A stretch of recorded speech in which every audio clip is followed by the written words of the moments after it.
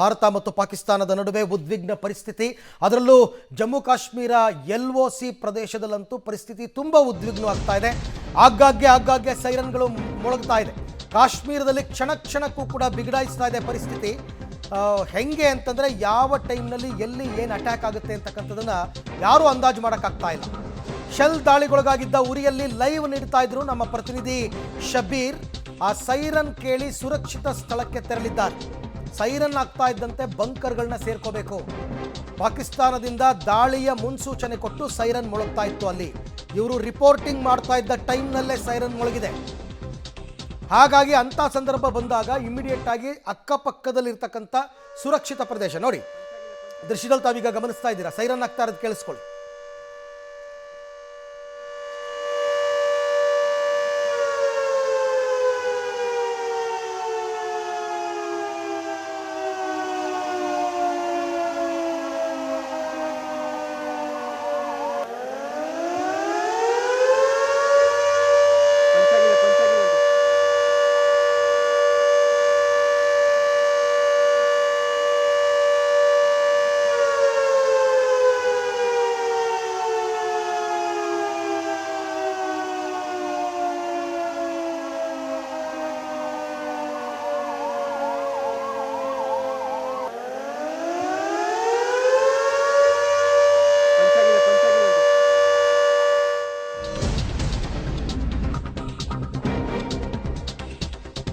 ಇದೆ ಹೀನ ಮನಸ್ಥಿತಿ. ನಾಗರಿಕರನ್ನ ಗುರಿಯಾಗಿಟ್ಟುಕೊಂಡು ಪಾಕಿಸ್ತಾನ ಶೆಲ್ ದಾಳಿ ನಡೆಸ್ತಾ ಇದೆ. ನಾವು ಇದನ್ನೇ ಅವಾಗಿಂದ ಹೇಳ್ತಾ ಇರೋದು. ಉರಿಯಿಂದ ಪಬ್ಲಿಕ್ ಟಿವಿಯ ಲೈವ್ ರಿಪೋರ್ಟ್. ಸಾರ್ವಜನಿಕರ ಮನೆಗಳಿಗೆ ಹೊಡೆದಿದ್ದಾರೆ ಶೆಲ್ ದಾಳಿ. ಎಷ್ಟು ಹಾನಿಯಾಗಿದೆ ಗೊತ್ತಾ? ಮನೆಗಳೆಲ್ಲ ಟಿವಿಯಿಂದ ಹಿಡಿದು ಎಲ್ಲ ಧ್ವಂಸ ಆಗ್ಬಿಟ್ಟಿದೆ. ಪಬ್ಲಿಕ್ ಟಿವಿ ಆ ಪ್ರದೇಶಕ್ಕೆ ಹೋದಂತಹ ಸಂದರ್ಭದಲ್ಲಿ ಅಲ್ಲಿ ಶೆಲ್ ದಾಳಿಯಾಗಿತ್ತು. ಅದರ ಅವಶೇಷಗಳನ್ನು ಕೂಡ ನಮ್ಮ ಪ್ರತಿನಿಧಿ ಹೆಕ್ಕಿ ತೆಗೆದಿದ್ದಾರೆ. ನೋಡಿ ಮನೆಗಳು ಹೆಂಗಾಗಿದೆ ಅಂತ. ಭಾರತ ಮತ್ತು ಪಾಕಿಸ್ತಾನದ ನಡುವೆ ಉದ್ವಿಗ್ನ ವಾತಾವರಣ ನಿರ್ಮಾಣ ಆಗಿ ಈಗಾಗಲೇ ಯುದ್ಧದ ಸನ್ನಿವೇಶಗಳು ಕೂಡ ಶುರುವಾಗಿದ್ದಾವೆ. ಎರಡೂ ದೇಶಗಳ ನಡುವೆ ದಾಳಿ ಪ್ರತಿದಾಳಿಯೂ ಕೂಡ ಶುರುವಾಗಿದೆ. ಕಳೆದ 3-4 ದಿನಗಳಿಂದ ಉರಿ ಜಿಲ್ಲೆಯ ಬೇರೆ ಪ್ರದೇಶಗಳಲ್ಲಿ ಬೇರೆ ಗ್ರಾಮಗಳಲ್ಲಿ ಗಡಿ ಭಾಗಗಳಲ್ಲಿ ಹೆಚ್ಚು ದಾಳಿಗಳು ನೋಡಲಿಕ್ಕೆ ಸಿಗ್ತಾ ಇರುವಂಥದ್ದು. ಅತಿ ಹೆಚ್ಚು ಶೆಲ್ ದಾಳಿಗೆ ಒಳಗಾಗ್ತಾ ಇರುವಂಥದ್ದು ಕಾಶ್ಮೀರದ ಪೂಂಚ್ ಮತ್ತೊಂದು ಉರಿ. ಈಗ ನಾವು ಉರಿ ಜಿಲ್ಲೆಯಲ್ಲಿದ್ದೀವಿ. ಉರಿ ಜಿಲ್ಲೆಯಲ್ಲಿ ಎಷ್ಟು ಭಯಾನಕ ದೃಶ್ಯಗಳು ನೋಡಲಿಕ್ಕೆ ಸಿಗ್ತಾ ಇದೆ ಅಂದರೆ ಒಮ್ಮೊಮ್ಮೆ ಇವುಗಳನ್ನ ನೋಡ್ತಾ ಇದ್ರೆ ಕರುಳು ಹಿಂಡಿ ಬರುತ್ತೆ. ಯಾಕೆಂದರೆ ಇಲ್ಲಿಯ ಜನರ ಪರಿಸ್ಥಿತಿಯನ್ನು ನೋಡಿದರೆ ಗಡಿ ಭಾಗದಲ್ಲಿರುವಂಥದ್ದು ನೋಡಿ. ನನ್ನ ಹಿಂಭಾಗದಲ್ಲಿರುವಂಥ ಮನೆ ಏನಿದೆ ಇದು ಪಾಕಿಸ್ತಾನದ ಶೆಲ್ ದಾಳಿಗೆ ಬಲಿಯಾಗಿರುವಂತಹ ಮನೆಯ ದೃಶ್ಯಗಳನ್ನು ಗಮನಿಸ್ತಾ ಇದ್ದೀರಿ. ಯಾವ ರೀತಿಯಾದಂಥ ಸನ್ನಿವೇಶ ಇಲ್ಲಿ ನಿರ್ಮಾಣ ಆಗಿದೆ ಅನ್ನುವಂಥದ್ದನ್ನು. ಇವತ್ತು ಬೆಳಗ್ಗೆ 5 ಗಂಟೆ ಸರಿಸುಮಾರಿಗೆ ಈ ಮನೆಯ ಮೇಲೆ ಶೆಲ್ ದಾಳಿಯಾಗಿದೆ. ಮನೆಯ ಮೇಲೆ ಅಂದ್ರೇನು, ಪಾಕಿಸ್ತಾನದಿಂದ ಶೆಲ್ ದಾಳಿಯನ್ನು ಮಾಡಿರುವಂಥದ್ದು. ಆ ಶೆಲ್ ದಾಳಿಗೆ ಈ ಶೆಲ್ ದಾಳಿಯ ಹೊಡೆತಕ್ಕೆ ಮನೆಗೆ ಬಂದು ತಗುಲಿರುವಂಥದ್ದು. ಆ ತಗುಲಿದ ಬಳಿಕ ಮನೆಯ ಪರಿಸ್ಥಿತಿ ಏನಾಗಿದೆ ಅನ್ನುವಂಥದ್ದನ್ನು ನಾನು ಈ ಇಡೀ ಘಟನೆ ಹೇಗಾಗ್ತಿದೆ ಅನ್ನುವಂಥದ್ದನ್ನು ವಿವರಿಸ್ತೀನಿ. ಒಮ್ಮೆ ನನ್ನ ಈ ಭಾಗದಲ್ಲಿ ನೋಡ್ತೀರಿ. ಈ ಭಾಗದಿಂದ ಶೆಲ್ ದಾಳಿ ಆಗ್ತಾ ಇರುವಂಥದ್ದು ನಿರಂತರವಾಗಿ. ಈ ಬೆಟ್ಟ ಏನಿದೆ ಈ ಬೆಟ್ಟದಿಂದ ವಾಪಸ್ ಬರ್ತಾ ಇದೆ. ಈ ಕಡೆ ಏನು ಬರುವಂತಹ ಏನು ಶೆಲ್ಗಳೇನಿದ್ದಾವೆ ಅವುಗಳು ನೇರವಾಗಿ ಬಂದು ಈ ಭಾಗದಲ್ಲಿ ಇರುವಂಥ ಮನೆಗಳಿಗೆ ಬೀಳ್ತಾ ಇದೆ. ನಿಮ್ಗೆ ಇಲ್ಲೆಲ್ಲ ರೋಡ್ಗಳಲ್ಲಿ ನೋಡಲಿಕ್ಕೆ ಸಿಗ್ತಾ ಇದೆ. ನೋಡ್ಬೋದು, ನೀವೆಲ್ಲರೂ ಕೂಡ ಗಮನಿಸ್ತಾ ಹೋಗ್ಬೋದು. ಆ ಶೆಲ್ ದಾಳಿ ಅಂತ ನಾವು ಎಲ್ಲರೂ ಕೂಡ ಸಹಜವಾಗಿ ಹೇಳ್ತೀವಿ. ಏನದು ಶೆಲ್ ದಾಳಿ ಹೇಗಿರುತ್ತೆ ಅನ್ನುವಂಥ ಸಹಜವಾದಂಥ ಕುತೂಹಲ ನಿಮ್ಮೆಲ್ಲರಿಗೂ ಕೂಡ ಇರುತ್ತೆ. ಅದಕ್ಕೆ ಉದಾಹರಣೆಯನ್ನು ಕೂಡ ಸ್ವಲ್ಪ ಮೆಟೀರಿಯಲ್ ನನಗೆ ಸಿಕ್ಕಿದೆ. ಆ ಮೆಟೀರಿಯಲನ್ನು ಕೂಡ ನಿಮಗೆ ತೋರಿಸ್ತಾ ಇದ್ದೀನಿ. ಪಾಕಿಸ್ತಾನದಿಂದ ಏನು ಶೆಲ್ ದಾಳಿ ಆಗಿತ್ತು ಅದು ಬಂದು ಇಲ್ಲಿ ಈ ಗ್ರಾಮಕ್ಕೆ ಅಪ್ಪಳಿಸಿದಂಥ ಸಂದರ್ಭದಲ್ಲಿ ಒಡೆದು ಛಿದ್ರವಾಗಿ ಚೂರು ಏನಾಗುತ್ತೆ ಅದರ ಕೆಲವು ಅವಶೇಷಗಳು ನಿಮಗೆ ನೋಡಲಿಕ್ಕೆ ಸಿಗ್ತಾ ಇದೆ. ಅದಕ್ಕೆ ಬಳಕೆ ಮಾಡಿಕೊಂಡಂಥ ಮೆಟಲ್ ಇದು ನೋಡಿ, ಒಂದಕ್ಕೊಂದು. ಮತ್ತು ಇದು ನೋಡಲಿಕ್ಕೆ ಭಾಳ ಚಿಕ್ಕ ವಸ್ತುಗಳ ಥರ ಕಾಣಿಸ್ತಾ ಇದೆ. ಬಟ್ ಇದರ ತೂಕ ಮಾತ್ರ ಭಾಳಷ್ಟು ಜಾಸ್ತಿ ಆಗಿರುವಂಥದ್ದು ಕೂಡ ನನಗೆ ಫೀಲ್ ಆಗ್ತಾ ಇರುವಂಥದ್ದು. ಭಾಳ ಹಾರ್ಡ್ ಮೆಟಲಿಂದ ಇದನ್ನು ಬಳಕೆ ಮಾಡಿಕೊಂಡಿರುವಂಥದ್ದು. ಇದರ ಇಂಪ್ಯಾಕ್ಟ್ ಹೇಗಿರ್ಬೋದು ಅನ್ನುವಂಥದ್ದನ್ನು ಜಸ್ಟ್ ನೀವು ಅಂದಾಜನ್ನು ಮಾಡ್ತಾ ಹೋಗ್ಬೋದು. ಎಷ್ಟು ದಾಳಿ ಆಗಿದೆ ಅನ್ನುವಂಥದ್ದನ್ನು ಮುಂದೆ ನಿಮಗೆ ತೋರಿಸ್ತೀನಿ. ಬನ್ನಿ ಇಲ್ಲಿ ನೋಡಿ, ಮನೆಯ ಶೀಟ್ಗಳೆಲ್ಲವೂ ಕೂಡ ಕಿತ್ತು ಹೋಗಿದ್ದಾವೆ. ಅದರ ಫೋರ್ಸ್ ಇದೆಯಲ್ಲ, ಆ ಫೋರ್ಸ್ನ ಹೊಡೆತಕ್ಕೆ ಎಲ್ಲವೂ ಕೂಡ ಛಿದ್ರ ಆಗಿರುವಂಥದ್ದು ನೋಡಿ. ಸಾಮಾನ್ಯವಾಗಿ ಈ ರೀತಿಯಾದಂಥ ಸನ್ನಿವೇಶಗಳಲ್ಲಿ ಯುದ್ಧಗಳ ಸಂದರ್ಭದಲ್ಲಿ ನಾಗರಿಕರನ್ನು ಗುರಿಯಾಗಿಸ್ಕೊಳ್ಳಲ್ಲ. ಆದರೆ ಮೊದಲ ಬಾರಿಗೆ ಪಾಕಿಸ್ತಾನ ನಾಗರಿಕರನ್ನು ಗುರಿಯಾಗಿಸ್ಕೊಂಡು ದಾಳಿಯನ್ನು ಮಾಡ್ತಾ ಇದೆ. ಇಲ್ಲಿ ನೋಡಿ, ಫಸ್ಟ್ ಪಾಯಿಂಟ್ ನಿಮಗೆ ನಾನು ತೋರಿಸ್ತಾ ಇದ್ದೀನಿ. ಈ ಪಾಯಿಂಟ್ನಲ್ಲಿ ಮೊದಲು ಬಂದು ಈ ಒಂದು ಶೆಲ್ ಏನಿದೆ ಲ್ಯಾಂಡ್ ಆಗುತ್ತೆ, ಇಲ್ಲಿಂದ ಒಡೆದು ಛಿದ್ರ ಆಗುತ್ತೆ ಅಂತದ್ದು ಸ್ಥಳೀಯರು ಹೇಳುವಂಥ ಕೆಲಸ. ಇಲ್ಲಿಂದ ಇದರ ಅವಶೇಷಗಳು ನಾನು ಏನು ತೋರಿಸ್ತಿದ್ದೀನಿ, ಈ ರೀತಿಯಾದಂಥ ಮೆಟೀರಿಯಲ್ ಇಡೀ ಗೋಡೆಯ ಬೇರೆ ಬೇರೆ ಭಾಗಗಳಿಗೆ ಒಡೆದು ತಗುಲಿ ಮನೆ ಹೇಗೆ ಡ್ಯಾಮೇಜ್ ಆಗಿದೆ ಅನ್ನುವಂಥದ್ದನ್ನು ಕೂಡ ನೋಡ್ಬೋದು. ಇಡೀ ಮನೆ ಭಾಗದಲ್ಲೂ ಕೂಡ ಪರಿಸ್ಥಿತಿ ಹೇಗಿದೆ ಅನ್ನುವಂಥದ್ದನ್ನು ಕೂಡ ನೀವು ಗಮನಿಸ್ತಾ ಹೋಗ್ಬೋದು. ಕೇವಲ ಇದೊಂದೇ ಮನೆ ಅಲ್ಲ, ಇದಕ್ಕೆ ಹೊಂದಿಕೊಂಡಿರುವಂಥ ಈ ಮನೆಯ ಸ್ಥಿತಿಗತಿಗಳನ್ನು ಕೂಡ ನೀವು ಗಮನಿಸ್ತಾ ಹೋಗ್ಬೋದು. ಹೇಗಿದೆ ಸನ್ನಿವೇಶ, ಹೇಗಿದೆ ಸಿಚುವೇಶನ್ಸು ಅನ್ನುವಂಥದ್ದು. ಇಡೀ ಮನೆ ಭಾಗಶಃ ಬಾಧಿತ ಆಗಿದೆ. ಬಹುಶಃ ಇದು ಇನ್ನು ಜನವಾಸಕ್ಕೆ ಯೋಗ್ಯವಾಗಿಲ್ಲ. ಇದನ್ನು ಕಂಪ್ಲೀಟಾಗಿ ಚೇಂಜ್ ಮಾಡಬೇಕಾಗತ್ತೆ ಅಥವಾ ದೊಡ್ಡ ಪ್ರಮಾಣದಲ್ಲಿ ರಿಪೇರಿ ಮಾಡಿಸ್ಬೇಕಾದಂಥ ಅನಿವಾರ್ಯತೆಗಳಿದ್ದಾವೆ. ಈ ಒಂದು ಶೆಲ್ ದಾಳಿ ಆದಾಗ ಅದೃಷ್ಟವಶಾತ್ ಮನೆಯಲ್ಲಿ ಯಾರೂ ಇರಲಿಲ್ಲ ಅನ್ನುವಂಥ ಸಂಗತಿ ಗೊತ್ತಾಗ್ತಾ ಇದೆ. ಅವರು ದಾಳಿಯ ಭೀತಿ ಅಂದರೆ ಕಳೆದ 2-3 ದಿನಗಳಿಂದ ಏನು ದಾಳಿ ಆಗ್ತಾ ಇತ್ತು, ಆ ದಾಳಿಯ ಭೀತಿಯಿಂದಾಗಿ ಏನು ಮನೆಯನ್ನು ಖಾಲಿ ಮಾಡುವಂಥ ಕೆಲಸವನ್ನು ಕೂಡ ಮಾಡಿದರು. ಸೊ ಆ ದಾಳಿ ಆಗುವಂಥ ಸಂದರ್ಭದಲ್ಲಿ ಮನೇಲಿ ಯಾರೂ ಇರಲಿಲ್ಲ. ಈ ಮನೇಲಿ 8 ಜನ ವಾಸ ಮಾಡ್ತಾಯಿದ್ರು. ಯಾವಾಗ ಶೆಲ್ ದಾಳಿಯ ಭೀತಿ ಗೊತ್ತಾಯಿತು ಆಗ ಅವರೆಲ್ಲರೂ ಕೂಡ ಇಲ್ಲಿಂದ ಜಾಗವನ್ನು ಖಾಲಿ ಮಾಡಿದ್ರು. ಅದಾದ ಬಳಿಕ ಈ ದಾಳಿ ಆಗಿರುವಂಥದ್ದು. ನೋಡಿ, ಇಲ್ಲೆಲ್ಲವೂ ಕೂಡ ಒಡೆದು ಛಿದ್ರವಾದಂಥ ಗಾಜಿನ ಪುಡಿಗಳನ್ನ ನೋಡ್ತಾ ಇದ್ದೀರಿ. ಕೇವಲ ಒಂದು ಮನೆ ಅಂತಲ್ಲ, ನಿರ್ದಿಷ್ಟವಾಗಿ ಇಲ್ಲಿರುವಂಥ ಸುತ್ತಮುತ್ತಲಿನ ಎಲ್ಲ ಮನೆಗಳಿಗೂ ಕೂಡ ಡ್ಯಾಮೇಜ್ ಆಗಿದೆ. ಇಡೀ ಪ್ರದೇಶ ಗ್ಲಾಸ್ಗಳು ಹೇಗೆ ಒಡೆದು ಹೋಗಿದೆ ಅನ್ನುವಂಥದ್ದನ್ನು ಕೂಡ ನೀವು ಗಮನಿಸ್ತಾ ಹೋಗ್ಬೋದು. ಇದ್ರ ಜೊತೆಗೆ ಹಿಂದಿನ ಮನೆಗೂ ಕೂಡ ಡ್ಯಾಮೇಜ್ ಆಗಿದೆ. ಈ ಮನೆ ಮೇಲ್ಭಾಗದಲ್ಲೂ ಕೂಡ ಇಲ್ಲಿ ಪಕ್ಕದಲ್ಲೇ ಇರುವಂಥ ಮನೆಯ ಮೇಲ್ಭಾಗದ ಚಾವಣಿ ಕೂಡ ನೀವು ಗಮನಿಸ್ಬೋದು.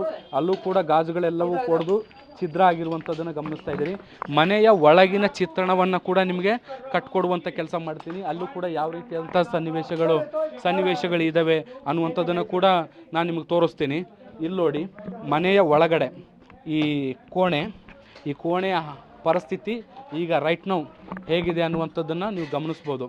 ನೋಡಿ, ಈ ರೀತಿಯಾದಂತಹ ಶೆಲ್ನ ಅವಶೇಷಗಳು ಬಂದು ಏಕಾಏಕಿ ಫೋರ್ಸ್ಫುಲಿ ಹೊಡೆದಂಥ ಸಂದರ್ಭದಲ್ಲಿ ಮನೆಯ ಪರಿಸ್ಥಿತಿ ಏನು ಆಗಬಹುದು ಅನ್ನುವಂಥದ್ದನ್ನು ನೀವು ಗಮನಿಸ್ಬೋದು. ಇಡೀ ಮನೆಯ ಕಿಟಕಿಗಳೆಲ್ಲವೂ ಒಡೆದು ಚೂರಾಗಿ ಕಟ್ಟಿಗೆಗಳೆಲ್ಲ ಮುರಿದು ಬಿದ್ದಿರುವಂಥದ್ದು, ಕಿಟಕಿಗಳೆಲ್ಲ ಒಡೆದು ಬಿದ್ದಿರುವಂಥದ್ದನ್ನೆಲ್ಲವನ್ನು ಕೂಡ ನೀವು ಗಮನಿಸ್ತಾ ಇದ್ದೀರಿ. ಯಾವ ರೀತಿಯಾದಂಥ ಸನ್ನಿವೇಶ ಇದೆ.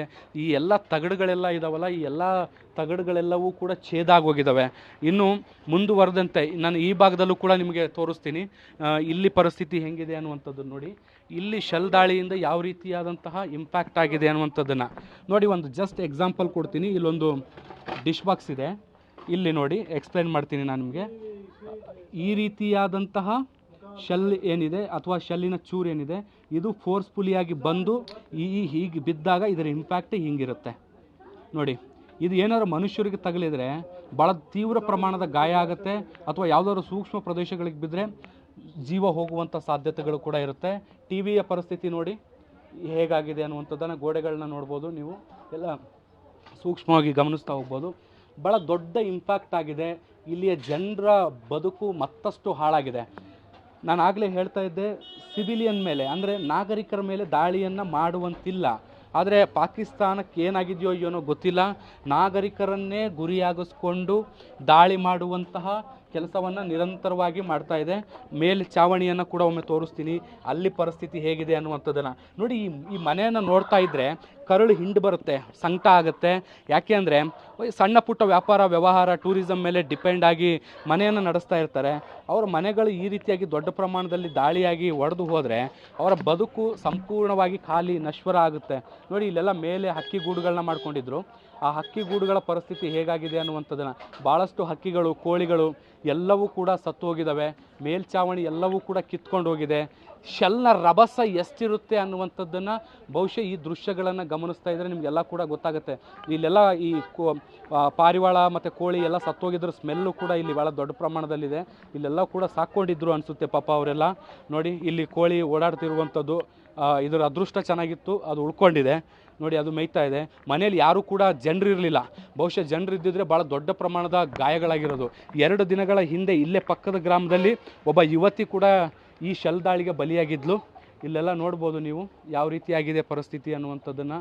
ಈ ಶೀಟ್ಗಳೇನಿದ್ದಾವೆ, ತಗಡು ಏನಿದ್ದಾವೆ ಶೀಟ್ಗಳು, ಈ ಶೀಟ್ಗಳು ಒಡೆದು ಚೂರಾಗಿರುವಂಥದ್ದನ್ನು ನೀವು ನೋಡಲಿಕ್ಕೆ ಸಿಗ್ತಾ ಇದೆ.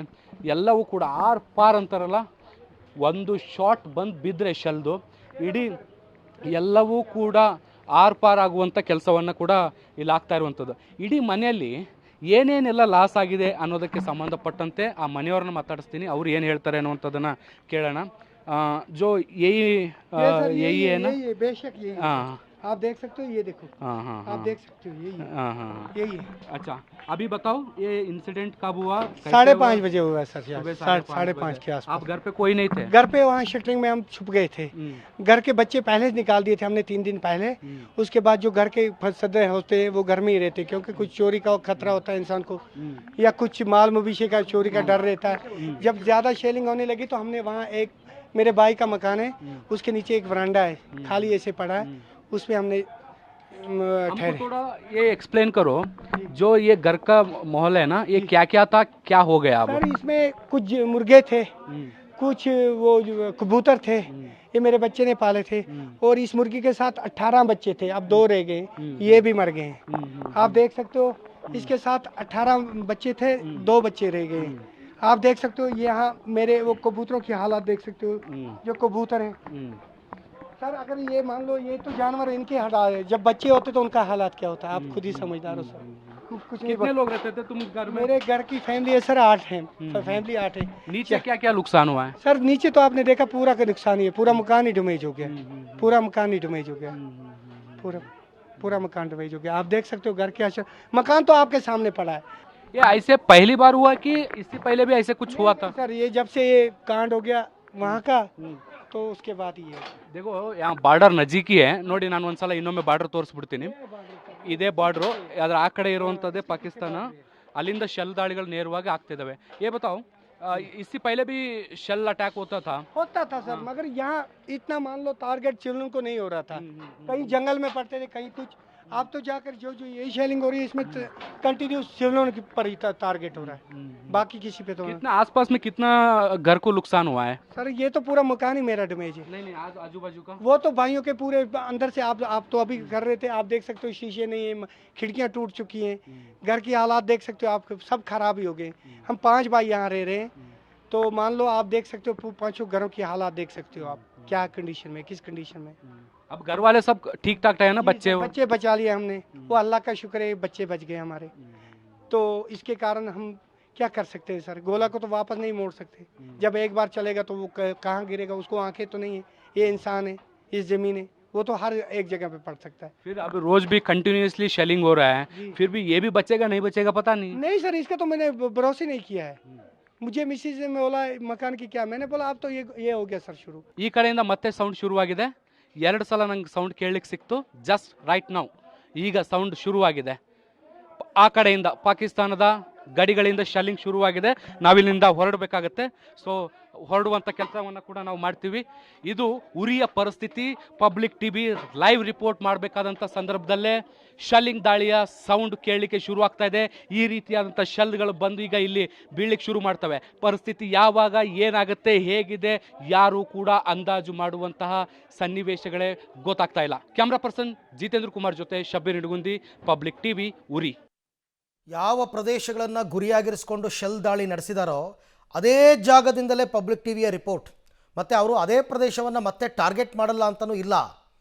ಯಾವಾಗ ಎಲ್ಲಿ ಬೀಳುತ್ತೆ ಅಂತ ಗೊತ್ತಿಲ್ಲ. ವೆರಿ ರಿಸ್ಕಿ ಜಾಬ್ ಅದು. ಆ್ಯಕ್ಚುಲಿ ತುಂಬ ರಿಸ್ಕ್ ತೊಗೊಂಡು ಆ ಪ್ರದೇಶಕ್ಕೆ ಹೋಗಿ ಅಲ್ಲಿಂದ ರಿಪೋರ್ಟ್ ಮಾಡುವಂತಹ ಸಾಹಸವನ್ನು ನಮ್ಮ ಪ್ರತಿನಿಧಿ ಮಾಡಿದ್ದಾರೆ. ಯಾಕೆಂದರೆ ಮೇಲಿಂದ ಮೇಲೆ ಸೈರನ್ ದಾಳಿ ಆಗ್ತಾನೇ ಇದೆ.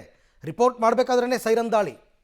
ಆ ಸೈರನ್ ಧ್ವನಿ ಬಂತು ಅಂತಂದರೆ ಇಮಿಡಿಯೇಟಾಗಿ ಅವರು ಆ ಜಾಗವನ್ನು ತೊರಿಬೇಕಾಗುತ್ತೆ.